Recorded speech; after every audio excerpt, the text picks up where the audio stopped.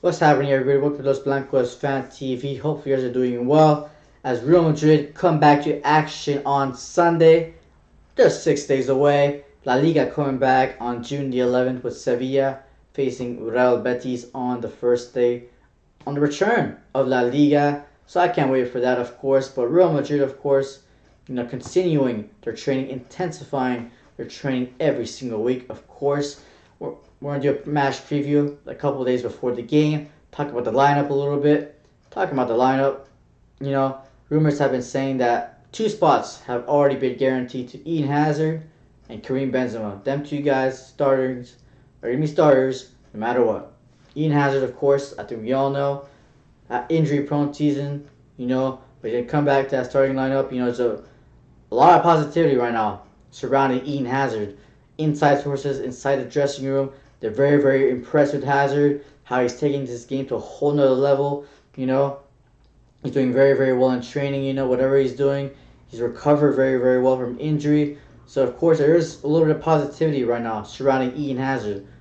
But, you got to put that on the field now. It's all about on the field now. So, we're going to see if Eden Hazard can come back to top form as soon as possible because we do need him. We almost desperately need Eden Hazard for the rest of the season, at top form. Top form. There's no exceptions here. And Benzema in that starting lineup, it won't be Jovic, it won't be Mariano. I think we all know that Zidane loves Benzema. It's his love child. Benzema's going to start. On the right side, it looks like rumors have been saying that Zidane's favorite front three would be Eden Hazard on the left, Karim Benzema down the middle, and then Asensio on the right-hand side. But the thing about Asensio is that he sustained a big injury last year. He just come back from, so he won't be rushed back. So maybe Gareth Bale, he's had the best fitness test in this. The Real Madrid players were tested last week, and Gareth Bale had the best results in terms of fitness. So he might come to the starting lineup, or maybe Rodrigo on the right-hand side, possibly. We'll see about that. So that's three spots right there. The front three, if you look at the midfield, I think Toni Kroos will play, Valverde and Casemiro, yeah.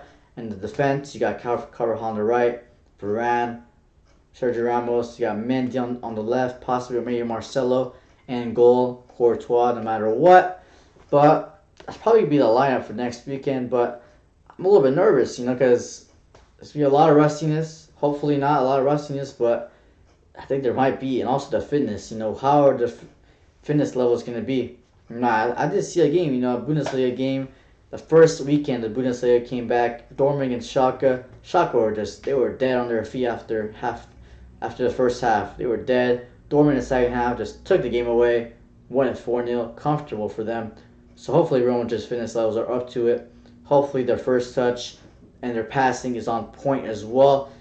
Whoever makes the most mistakes is going to lose the game. Simple as that. It's always been like that.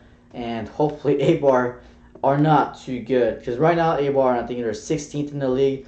They weren't doing too well. Real Madrid, of course, second place in the league. Last time I think Real Madrid beat them like 4-0 or something.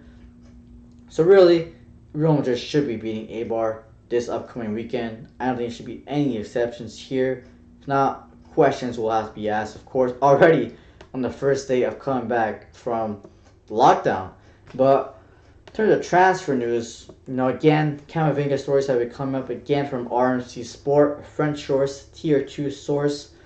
They were saying that Real Madrid have intensified conversations for Camavinga, but Rams are adamant of keeping him. They want to keep him at all costs. They got Champions League next season. First time they qualified for Champions League in their history, I think. And they want him to stay. They want Camavinga to experience the Champions League at Rennes. And of course, Miguel Angel Ruiz, a tier 1 source, said a couple weeks ago that Real Madrid's priorities this upcoming transfer window: sell players if possible, if there's any takers, and then loan players out. Assess the situation for the loan players like Kubos, Hakimi, Odegaard. Keep them, or should Real Madrid loan them out? That's what they're going to be assessing during the summer when they do come back. So that's going to be good to hear for that. So that's really about it. Of course, there was Havertz rumors and stuff like that, but Real Madrid are not going to spend really a lot of money this summer. If the players have taken pay cuts, you're not going to pay a transfer fee for players that are already taking pay cuts. Players are taking about 10%.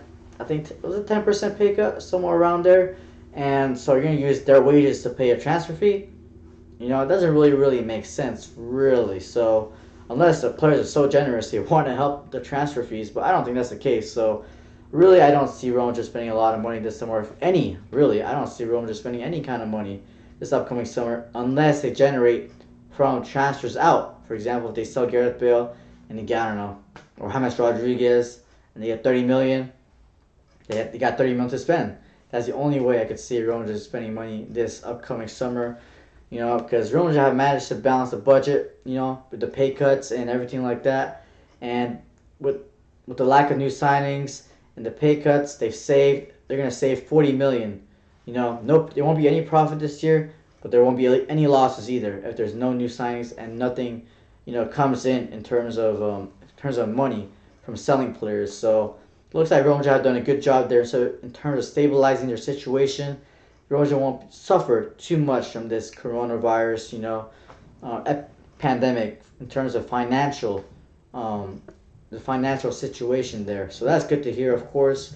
And other than that, Nacho got injured, 20 days out.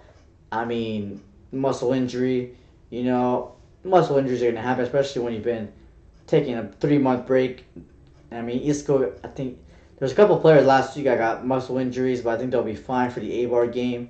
So of course there's been muscle injuries. Players just came back from a 3-month break, essentially. Now they have to get ready in 4 weeks for already 90 minutes of intense, football. So it must be tough on the players in terms of training. So some players will get injured. So Nacho will be out for 20 days. And that, you never know. If Ramos or Varane gets injured, it's going to be desperate times. It's going to be desperate times. So hopefully no one else gets injured, of course. Other than that, I mean, not really much. I mean, Hakimi will be coming back to Real Madrid. Of course, according to club sources, he'll extend his contract until 2025. And, Hakimi is a good player. He's a good player. And, of course, they want to announce it officially.